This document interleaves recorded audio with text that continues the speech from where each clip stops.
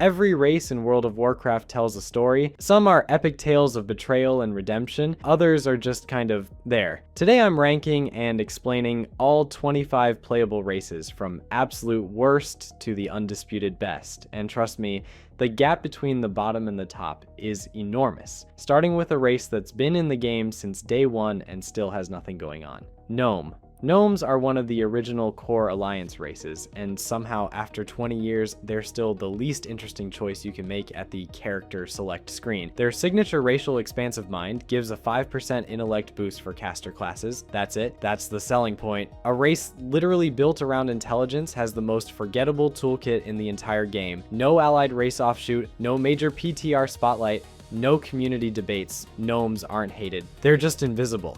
And honestly, that might be worse. At least gnomes have the excuse of being small. The next race on our list has no excuse at all. Goblin. The fact that a goblin's signature racial ability is literally a repair tool tells you everything you need to know about this race. Goblins were introduced in Cataclysm as a core horde race, and their entire identity revolves around greed, explosions, and questionable business deals, which is genuinely entertaining. But mechanically, there's almost nothing here. Their big claim to fame, Goober, was patched in 11.0.7 to only repair for the goblin themselves, and slapped with a 4-hour cooldown, a self-serving repair tool with a 4-hour cooldown. That's your racial highlight. Goblins rank above gnomes purely because they have personality. Chaotic, commercially obsessed, hilariously selfish personality. But personality doesn't win raids, and speaking of races that are all vibes and no substance, let's talk about the one faction that somehow made being neutral their entire thing. Pandaren are the only neutral playable race in the entire game. Every other race picks a side. Pandaren don't. They can join the Alliance or the Horde, and that's a genuinely unique canonical status that no other core race has, but being unique doesn't make you exciting. Their racials tell you everything you need to know. Epicurean doubles your stat gains from food buffs, a full 100% increase. It's peak Pandaren. Wholesome, flavorful, and completely passive. Quaking Palm gives you a 4-second incapacitate on a 2-minute cooldown, which sounds useful until you compare it to what other races bring to the table. The concept is creative. A faction-neutral race with food-themed abilities and a peaceful philosophy. But there's no allied race variant, no recent PTR spotlight, and limited community engagement to speak of. Pandaren exist in this quiet corner of the game where nobody's mad about them, and nobody's championing them either, and quiet is exactly where they'll stay, because the next race on this list has the opposite problem entirely. Dwarf. Stoneform is one of the most underrated racials in the entire game. A full debuff cleanse that strips bleeds and poisons while simultaneously giving you 10% damage reduction for 8 seconds, all on a 2-minute cooldown. In PvP, that's not flavor text. That's a real defensive tool that has saved more dwarf players than most people realize. They also get a minor plus 1% frost resistance passive, which is barely worth mentioning, but it's there. Here's the thing about dwarves though. They are not ranked higher because nothing about them has changed. No allied variant with its own tuning history, no PTR overhaul shaking things up. They're stable, reliable, and a little boring. Which honestly is the most dwarf thing possible, but stability doesn't win rankings, and the race coming up next proves that even a small mechanical edge can completely shift perception. Humans. Humans are the white crayon of World of Warcraft. Technically always in the box, rarely anyone's first pick. They're the definitive baseline Alliance race, the template everything else is measured against, and that's both their strength and their ceiling. But here's the thing. Their racial ability, Every Man for Himself, is one of the most mechanically impactful racials in WoW history. It removes crowd control effects on a 2-minute cooldown, which is essentially a free PvP trinket baked into your race selection. At various points in the game's lifespan, this was genuinely broken. Players could run an extra damage trinket, while every other race was locked into a CC break trinket. That's not a small advantage, that's an entire gear slot worth of free stats. But beyond that one ability, humans are just there. they're the default. Nobody writes forum posts debating human lore. Nobody mains human because the fantasy captivated them as a kid. You pick human because the racial is strong, or because you didn't feel like scrolling further down the character creation screen. And honestly, that's exactly why they land at number 5. Mechanically relevant, narratively invisible, but at least humans have an identity, even if it's generic. The next race on our list doesn't even get that luxury. Evargan. Worgen are werewolves with a Victorian Gothic horror aesthetic, and on paper that should be an automatic top 5. But the community has never fully bought in, and the reasons are complicated. Let's start with what works. The two forms racial lets you swap between a human appearance and your Worgen form at will. It's one of the only dual identity mechanics in the entire game. Darkflight gives you a burst of movement speed, and Blizzard recently reduced its cooldown to 1.5 minutes, which is notable because very few core race racials get that kind of PDR attention. Viciousness passively grants plus 1% critical strike chance, which is clean and always useful. But here's the thing, two forms is almost entirely cosmetic. It looks cool, it feels cool, but it doesn't change how you play. And narratively, forum posts consistently cite Worgen among the races with the weakest storytelling. The werewolf curse fantasy deserves better. Still, the fact that Blizzard is actively tuning their racials says something. They care enough to keep Worgen mechanically relevant, which is more than you can say for the races below them on this list. But caring about a race mechanically and caring about it narratively are two very different things, and the next entry proves that distinction perfectly. Night Elf Shadow Meld is one of the most underappreciated racials in the entire game. On paper it sounds simple, you go into stealth, but in practice it's a Swiss Army knife. You can drop combat mid-fight, cancel enemy abilities by forcing a target loss, juke cooldowns, and set up ambushes that make non-Night Elf players genuinely angry. It's not a stat boost, it's a tool with real play expression, and very few racials can say that. On top of that, quickness gives a passive 2% dodge chance, reinforcing this nimble, evasion-focused identity that fits perfectly with their nocturnal lore.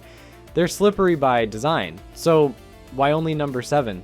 Night Elves have iconic mechanics and rock-solid alliance status, but their recent developer footprint is noticeably smaller than the mid-tier races above them. No allied variant with its own patch history, no major PTR tuning cycles to speak of. They're coasting on a strong foundation without much new construction. But if you think solid fundamentals are enough to climb, wait until you see what the next race brings to the table. Trolls. Berserking is one of the most historically dominant DPS racials in the entire game. A 15% haste increase for 10 seconds on demand. That's not a fun little flavor ability. That's a reason people re-rolled their mains, and they did.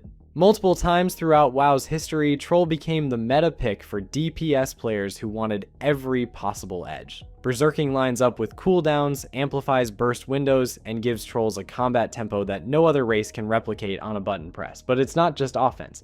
Davudu Shuffle passively reduces movement impairing effects by 15%, which means Trolls also have built-in PvP utility that most people forget about until they're trying to slow one down. Here's where it gets interesting though. The Zondalari Troll allied race takes everything about the Troll identity and adds genuine lore weight. A powerful, low-worshipping tribe on Zondalar with their own signature mechanics, Regenerating and Embrace of the Loa, both of which received explicit PTR adjustments. The Zondalari variant elevates the entire Troll family from strong racial pick to a lineage with real depth. This is the first race on the list where picking it wasn't just about aesthetics or faction loyalty.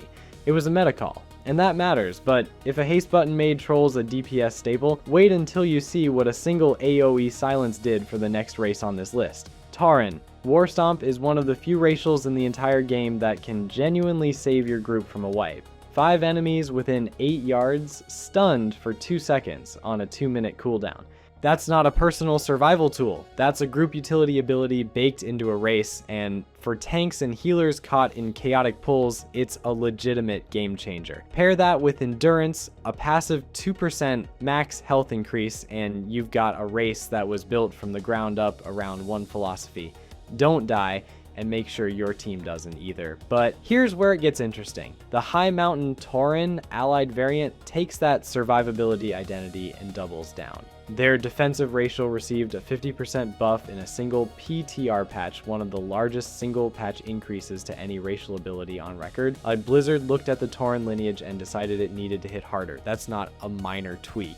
That's a vote of confidence. But Tauren still sit at number 9 because raw survivability only gets you so far when the next race on this list brings something far more versatile to the table. Forsaken. Forsaken are disgusting. And I mean that as a compliment. Officially listed as undead on the character creation screen, the Forsaken are one of the core Horde races, and they come packed with a toolkit that most races would kill for. Let's start with Cannibalize. You crouch down over a humanoid or undead corpse and literally eat it, healing 7% of your health every 2 seconds for 10 seconds.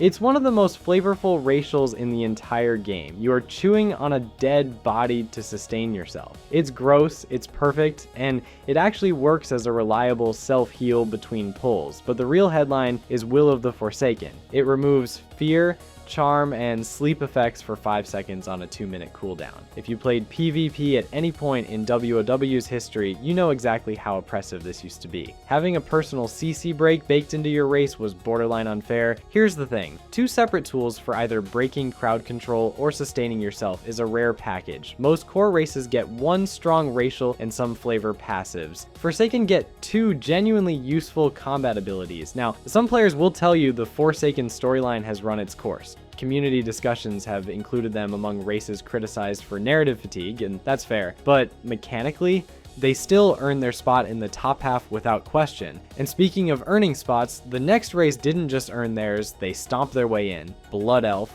Blood Elves didn't just join the Horde, they fundamentally changed what the Horde was. Before the Burning Crusade, the Horde was spikes, skulls, and mud huts. Every race looked like it wanted to eat you.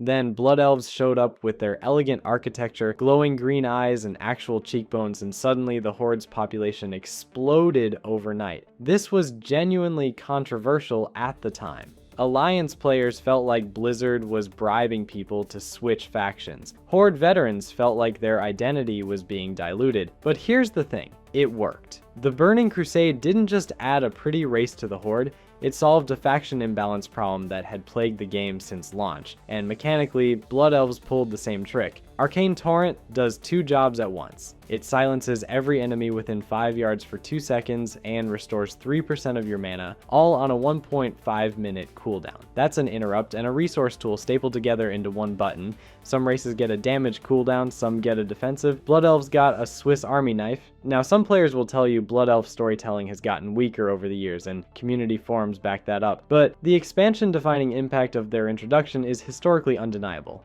They changed the Horde forever.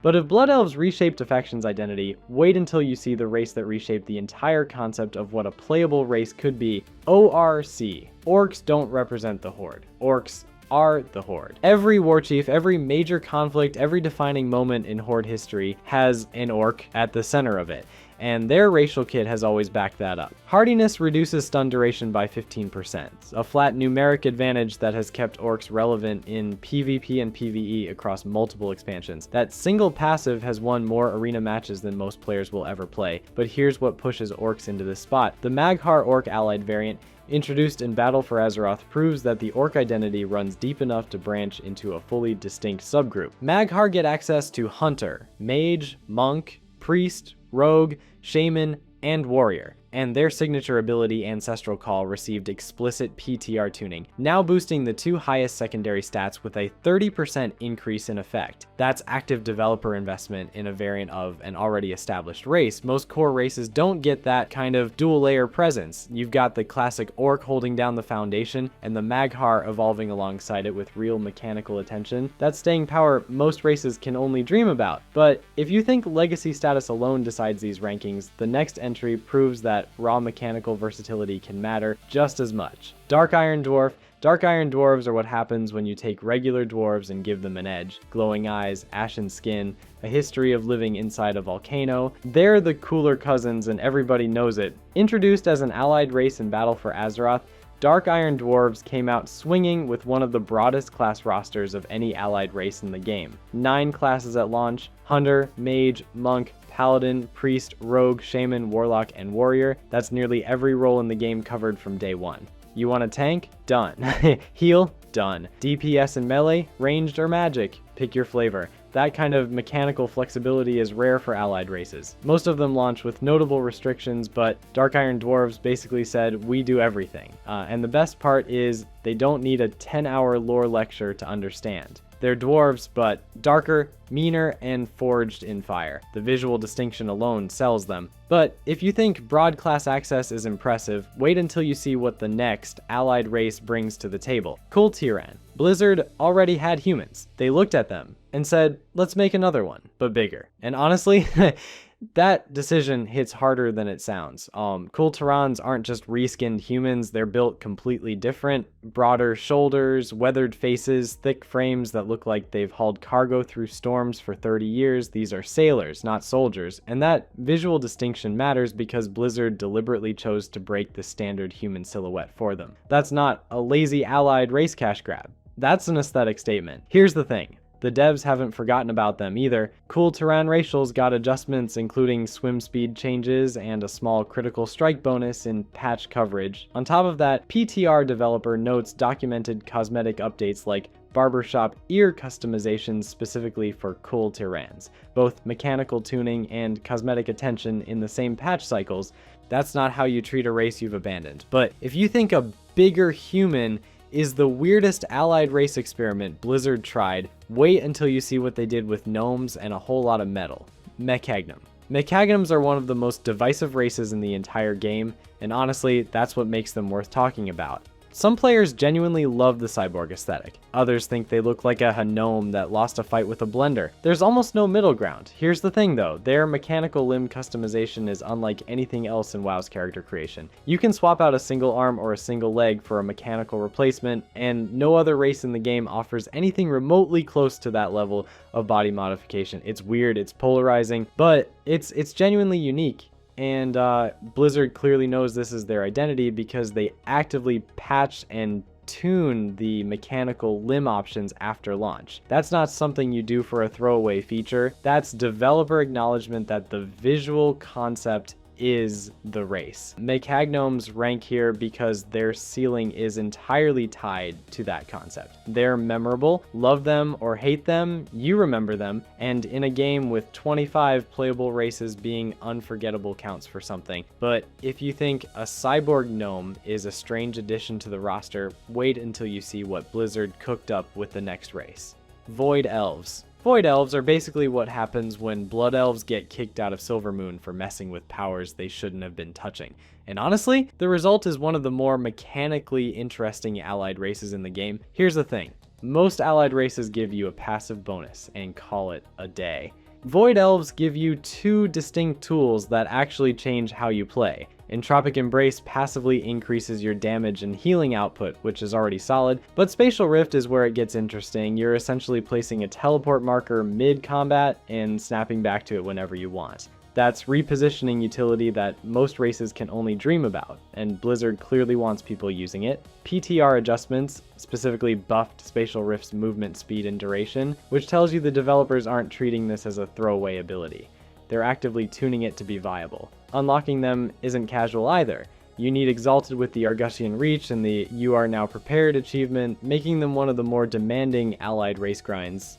But that investment pays off with a race that genuinely feels like a gameplay choice, not just a cosmetic reskin. But if you think Void Elves got special treatment from the devs, wait until you see what Blizzard did for the next race on this list, Lightforged Draenei. Take the Draenei, strip away any remaining doubt, and forge them in literal holy fire for 1,000 years. That's the Lightforged. These are the Draenei who didn't just pray to the light, they became weapons of it. Paladins and priests who went so far into their faith that their bodies glow with it, and for a while the fantasy was better than the gameplay. Light's Judgment, their signature AoE ability, used to feel underwhelming. Then Blizzard hit it with a 40% damage increase and expanded the radius to 10 yards in a single patch. That's not a subtle tweak, that's Blizzard admitting the ability needed to actually matter. On the support side, their passive Holy Providence bumps healing done by 1%, which isn't flashy, but adds a real tuning layer for healer mains.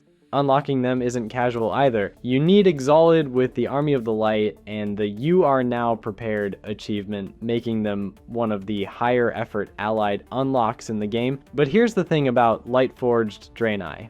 They occupy a thematic lane that no other race does, the Zealot Warrior Priest fantasy, backed by numbers that finally match the power fantasy. They're not just Draenei with a paint job, they're Draenei who chose violence in the name of the light. And now the toolkit reflects that. But if you think Holy Conviction makes for a strong identity, wait until you see what happens when dwarves trade sunlight for magma. Nightborn, most allied races get handed to you after a reputation grind and maybe a short questline. Nightborn make you earn it. Unlocking them requires Exalted with the Nightfallen and completion of the Insurrection achievement, which means you're playing through one of the most substantial story arcs Blizzard ever attached to an allied race. You don't just fill a bar, you live through their rebellion, and that story matters because the Nightborn have one of the most compelling origin splits in the entire game. They're ancient Night Elves, same roots, same ancestors, but where the Night Elves rejected arcane magic after the Sundering and turned to Druidism, the Nightborn doubled down. They sealed themselves inside Suramar behind a magical barrier for 10,000 years, fueled by the Nightwell's arcane energy.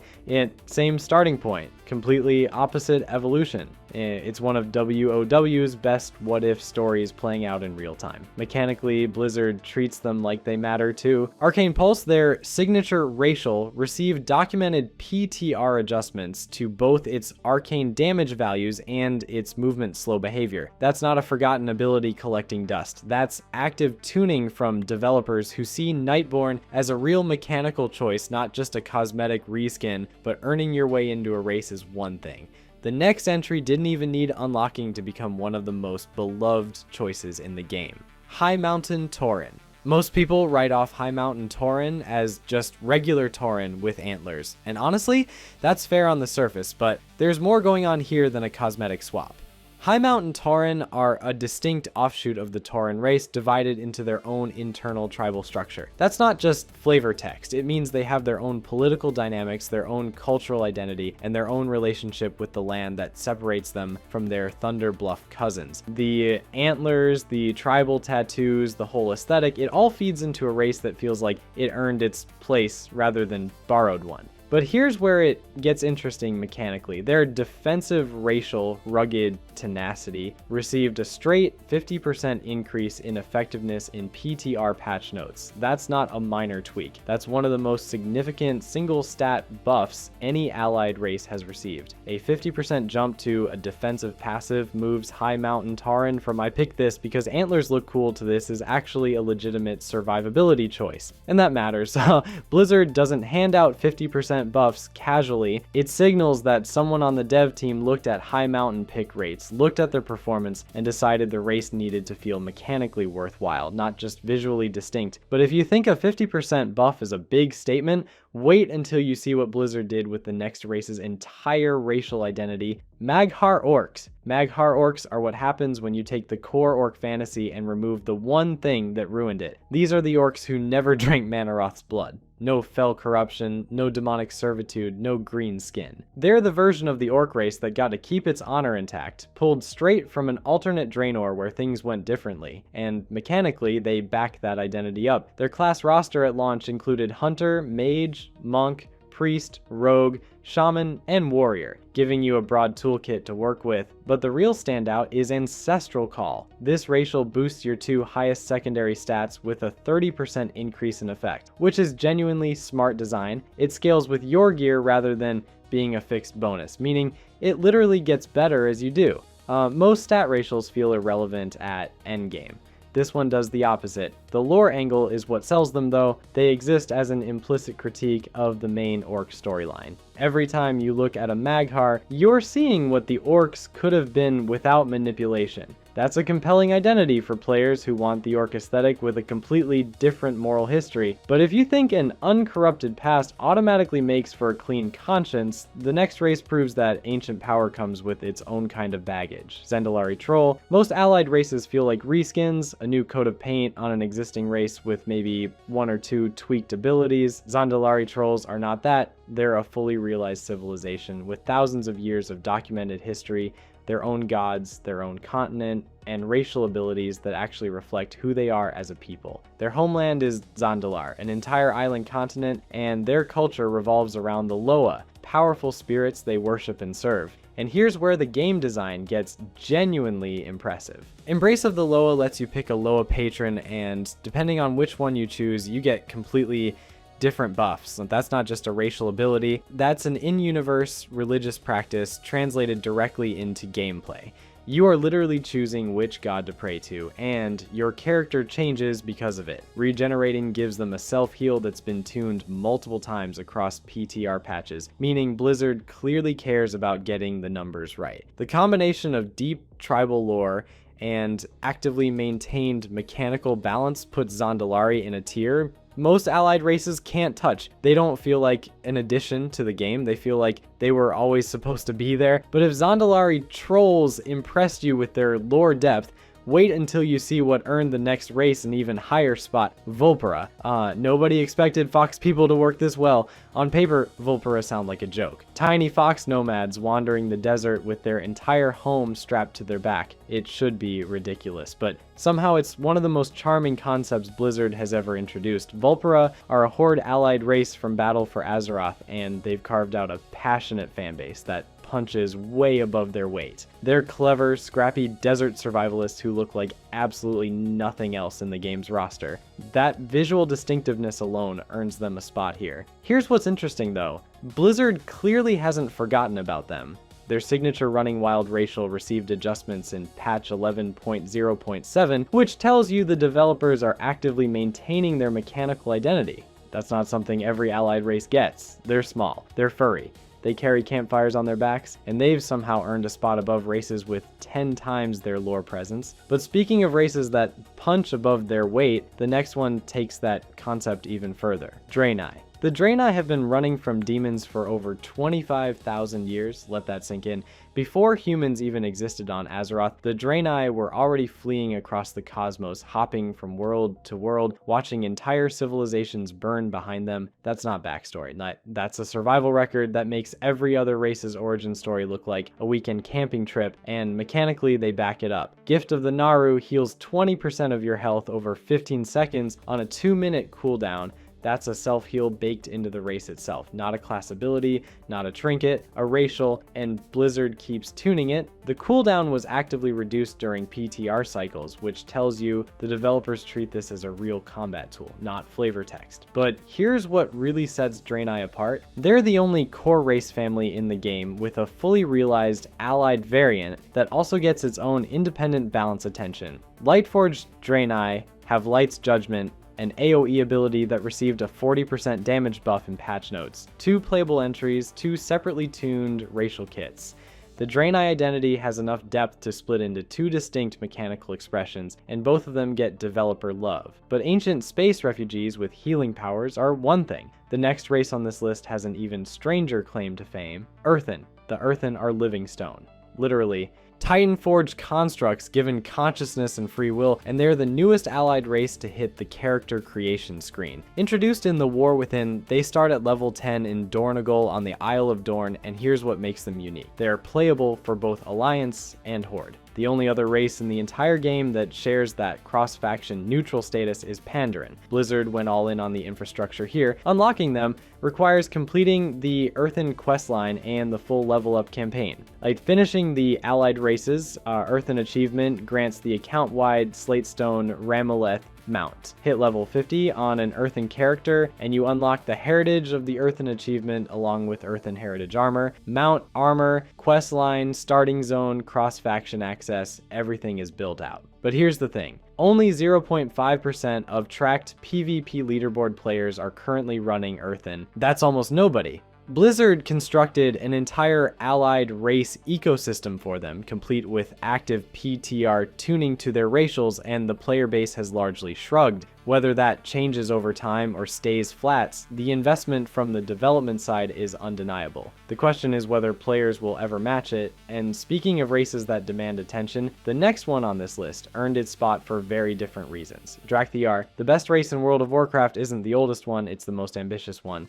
Drakthir launched with Dragonflight locked to a single class. You rolled Drakthir, you played Evoker, that was it. A race with zero flexibility sounds like a design mistake, not a feature. But in patch 11.0.5, Blizzard blew the doors open and added Hunter, Mage, Priest, Rogue, Warlock, and Warrior in a single update. They didn't just fix the problem. They overcorrected in the best way possible, and the racials? Nobody else comes close. Soar gives you a burst of flight on a 10-second cooldown. You also get Glide for passive aerial movement, Wing Buffet for knockback utility, and a flat 2.5% mastery bonus at all times. That's the deepest movement toolkit of any race in the game. Then there's the dual form system. Every Drakthir has a humanoid visage form and their full dragon form, both fully customizable. No other race gives you two complete visual identities on one character. Every dimension points upward.